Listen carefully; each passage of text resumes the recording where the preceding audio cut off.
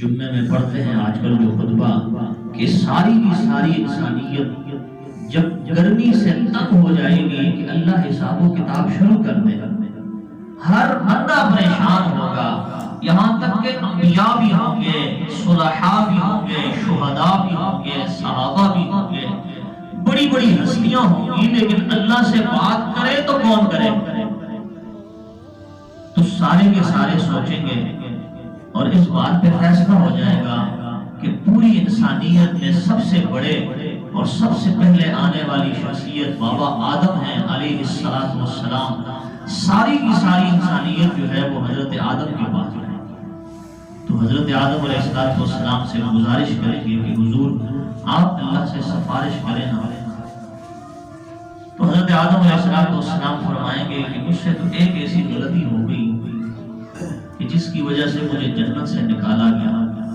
گو کہ وہ غلطی اللہ نے پھر معاف بھی کر دی، لیکن اس میدان میں جہاں ہر بندہ نفسا نفسی اور پریشانی میں ہے، یہاں اگر اللہ نے اس گناہ کو تازہ کر دیا اور یاد کر دیا، میں کیا کروں گا؟ اس لیے اتنی بڑی ذمہ داری میں نہیں لے سکتا۔ پھر کیا کریں؟ آپ نوح کے پاس جائیں، اللہ نے سب بڑی لمبی زندگی دی ہے، انہوں نے بڑی اللہ کی دعوت دی ہے، 950 سال تو صرف انہوں نے دعوت دی۔ لوگ حضرت نوح کے پاس آئیں گے، حضرت نوح کی منتیں شروع ہوگی، حضرت نوح بھی انکار کرتے ہیں کہ میں نے ایک مرتبہ اپنے اولاد میں سے، حضرت نوح علیہ السلام کا پورا واقعہ قرآن مجید میں ذکر ہے کہ اپنے بیٹے کو سوار کرنا چاہ رہے تھے اس کشتی میں، کہ جب عذاب آنے لگا تو اللہ تعالیٰ نے فرمایا کہ جو تیرے ماننے والے ہیں وہ تو اس کشتی میں آ جائیں، لیکن جو تیرے ماننے والے نہیں ہیں ان کو اس کشتی میں نہیں بٹھانا، اور بس عذاب آنے والا ہے۔ جب عذاب آیا اور طوفان پانی کا طوفان، زمین سے پانی ابلنے لگا، یہاں تک کہ تنور بھی جوش مارنے لگے، اور پانی جہاں سے نہیں نظر آتا تھا وہاں سے بھی پانی، خشکی میں پانی شروع ہو گیا، تو پھر لوگوں کو سمجھ آنے لگی۔ لیکن عذاب جب سر پہ آ جاتا ہے تو پھر توبہ بھی قبول نہیں ہوتی ہے۔ توبہ کی قبولیت کے لیے شرط یہ ہے کہ انسان اپنی سمجھ بوجھ رکھتے ہوئے اپنی مرضی سے اللہ کی مان لے، اللہ کو مان لے، اور اگر زدن شروع ہو گیا تو بس یہ عذاب ہے اور یہ قیامت ہے، پھر اس وقت نہیں مانی جاتی۔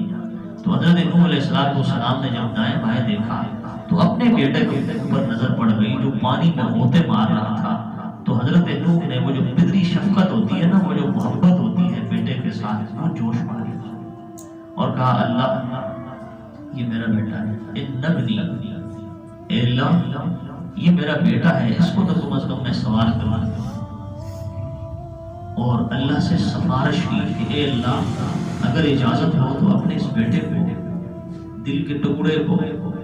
جس کے ساتھ انسان کچھ بھی کر لے، لیکن اولاد بہرحال اولاد ہوتی ہے، کچھ بھی کر لے، مائیں اور والدین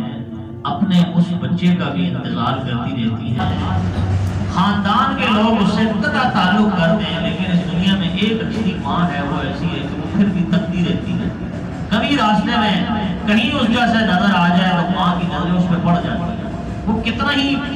کیا گزرا ہو، لیکن ماں کو بہرحال تو والدین کے دل کی لو۔ تو حضرت نوح علیہ السلام نے اللہ سے مانگا کہ اے اللہ اس کو میں اگر بٹھا لوں اس کشتی میں، تو اللہ تبارک و تعالی نے فرمایا یا نوح انہ لیس من اہلک، انہ لیس من اہلک، اے نوح یہ تیرا بچہ نہیں ہے، یہ تیری اولاد نہیں ہے، حالانکہ اپنی اولاد ہے۔ اللہ تو جھوٹا نہیں ہے نا، اللہ سے سچا کون ہو سکتا ہے؟ لیکن یہاں اللہ نے فرمایا یہ تیری اولاد نہیں ہے، کیوں؟ انہ لیس لہ عمل صالح، اس کے اعمال اچھے نہیں ہیں، اس کی حرکتیں ٹھیک نہیں ہیں، یہ ایمان نہیں لایا ہے، پتہ چلا کہ رشتہ کوئی نہیں ہے۔ اللہ کے ہاں دو ہی رشتے ہیں، کفر اور اسلام۔ اللہ کی کسی کے ساتھ کوئی رشتہ داری نہیں ہے۔ جو مومن بن کے زندگی گزارے گا اس کو جنت ملے گی، اور اگر نبی کا بیٹا ہے، سگے نبی کا بیٹا، کسی حضرت کا بیٹا نہیں کہہ رہا ہوں، کسی بڑی شخصیت کے ساتھ اس کی نسبت ہے اور نماز ایک نہیں پڑھتا، تو لوگوں نے یہ سمجھ لیا کہ ہم نے تو بس فلانے کے ہاتھ میں ہاتھ دے دیا ہے اور سال میں ایک مرتبہ چلے جاتے ہیں، تو ایسے بھی نہیں۔ اگر نبی کی نہیں سنی جاتی تو پھر حضرت کیا ہوتا ہے؟ تو حضرت نوح علیہ السلام کو اللہ نے تنبیہ فرمائی کہ میرا نور اس کے لیے آپ جو دعا مانگ رہے ہو آئندہ کے لیے نہیں مانگنا، منع بھی کر دیا، فلا تسأل لما لیس لک، یہاں سے غصہ ٹپک رہا ہے اللہ کی اس بات سے کہ خبردار آئندہ کے لیے اپنے بیٹے کا نام نہیں لینا میرے سامنے، انہو عمل غیر صالح، اس لیے کہ اس کے کرتوت اچھے نہیں ہیں۔ تو حضرت نوح سے بھی لوگ نا امید ہو جائیں گے، کیوں کہ حضرت نوح اپنے اس گناہ کو، اگرچہ انبیاء گناہوں سے پاک ہوتے ہیں، کوئی گناہ نہیں ہے، لیکن حضرت نوح علیہ السلام کہیں گے کہ مجھ سے ایک سرزنش تو ہو گئی تھی نا، اور اللہ نے مجھے ڈانٹا بھی تھا اس پہ، تو اس لیے ہو سکتا ہے کہ میری بات نہ چل سکے، اس لیے آپ یہاں سے چلے جاؤ۔ پھر ایک اور پیغمبر، پھر ایک اور پیغمبر، آپ خطبے میں سنتے ہیں نا، وَيَقُولُ آدَمُ صَفِيُّ اللَّهِ نَفْسِي نَفْسِي، آدم حضرت علیہ السلام کہے گا نفسی نفسی، مجھے تو اپنی پڑی ہوئی ہے۔ کیا پتا اللہ اس گناہ کو جو جنت میں مجھ سے ہو گیا تھا اور مجھے جنت سے نکالا گیا، میری بیوی سمیت مجھے دنیا کی سوسائٹی میں بھیج دیا گیا اور ہمارے لباس کو اتار دیا گیا تھا، اللہ کا غصہ وہ اگر پھر بڑک اٹھے تو میں کیا کر سکتا ہوں؟ نفسی نفسی۔ وَيَقُولُ نُوحُ نَجِيُّ اللَّهِ نَفْسِي نَفْسِي، حضرت نوح بھی کہے گا نفسی نفسی۔ وَيَقُولُ ابراہیم خلیل اللہ نفسی نفسی، حضرت ابراہیم بڑی شخصیت ہیں، یہ وہ شخصیت ہیں کہ حضرت نبی پاک صلی اللہ علیہ وسلم کے دادا ہیں، اور حضرت نبی پاک صلی اللہ علیہ وسلم کی حدیث آپ نے سنی ہے، اللہ کے نبی فرمایا کرتے تھے کہ میں اپنے بابا حضرت ابراہیم کی دعاؤں کی برکت سے آیا ہوں، حضرت ابراہیم نے جو دعائیں مانگی تھی اللہ نے قبول کر کے مجھے بھیجا ہے۔ تو حضرت ابراہیم کے پاس بھی جائیں گے، وہ بھی فرمائیں گے کہ ایک دفعہ میلہ لگا ہوا تھا، لوگ مشرکین شرک کرتے ہوئے، بتوں کی پوجا کرتے ہوئے اور اس بتوں کے میلے میں جا رہے تھے، میرے پاس بھی آئے،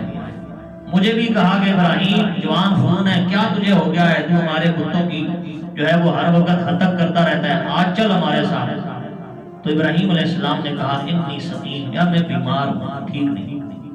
حالانکہ ٹھیک تھے، اور یہ بات صحیح بھی ہے، سقیم جس کی طبیعت ٹھیک نہیں ہو تو مطلب یہ ہے کہ میں آپ کے بتوں کی پوجا کرنے کے لیے تو نہیں ہوں، تو میری طبیعت نہیں مانتی ہے، اگرچہ یہ بات ٹھیک بھی ہے، لیکن دیکھیں ایک نبی کے دل میں اللہ کا کتنا بڑا خوف ہے۔ عام انسان کے دل میں پھر کتنا ہونا چاہیے، عام انسان کو کتنا ڈرنا چاہیے کہ اگر ایک نبی اللہ سے اتنا ڈر رہا ہے، تو حضرت ابراہیم کو یہ بات یاد آ جائے گی اور لوگوں کو منت کر کے کہیں گے یہاں سے چل، میں نہیں کر سکتا ہوں۔ وَيَقُولُ إِبْرَاهِيمُ خَلِيلُ اللَّهِ نَفْسِي نَفْسِي،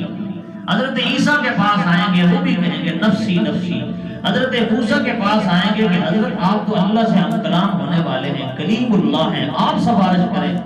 حضرت موسیٰ بھی فرمائیں گے نفسی نفسی، یہاں تک کہ لوگ امام الانبیاء صلی اللہ علیہ وسلم کے پاس آئیں گے اور نبی پاک صلی اللہ علیہ وسلم پھر اللہ سے سفارش کریں گے، اور بالخصوص اپنی امت کے لیے سارے نبی نفسی نفسی کا نعرہ لگائیں گے، اور میرا اور آپ کا پیغمبر کا جو نعرہ ہے یا رب امتی امتی، اے اللہ میری امت میری امت،